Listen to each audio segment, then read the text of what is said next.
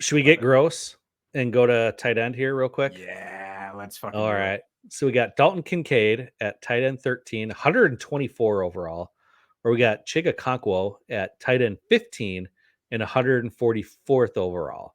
So going about almost 2 full rounds later Mhm. is Chig. So if you're punting tight end and you're going super late, which of these guys do you want?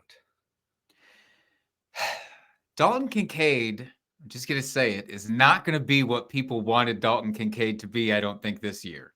It wasn't Kyle Pitts hype. Well, it was like borderline Kyle Pitts hype at some points. And in the preseason, somebody had charted out what his usage was in whichever personnel that the Bills were running.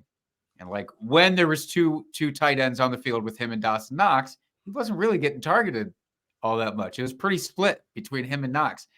And when he was kind of used as the wide receiver, he wasn't seeing that many targets. I think people are going to be really bummed about his receiver usage that everybody was thinking. With Chig Okonkwo, I know I've said it at least once before on the podcast, but it does bear repeating. We have at least a few games, couple games at worst, where Treylon Burks is going to be sidelined.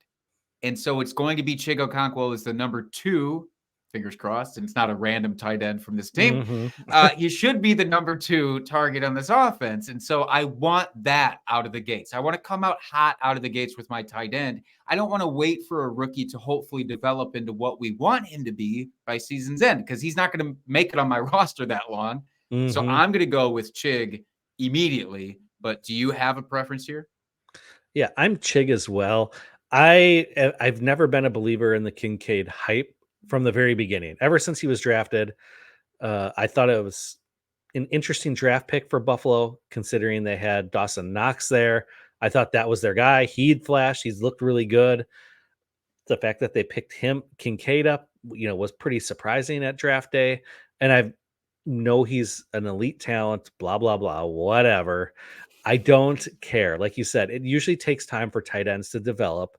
And yeah, I'd take the guy that has shown me that he can produce and has produced than the guy we're hoping is going to produce in a rookie that, yeah, by after the first 4 games, I'd probably end up cutting him because he didn't do anything anyway. So if I'm going to spend, say 11th or 12th round pick on my tight end after punting it, yeah, give me the guy that I have a little bit more confidence is going to produce. Yeah.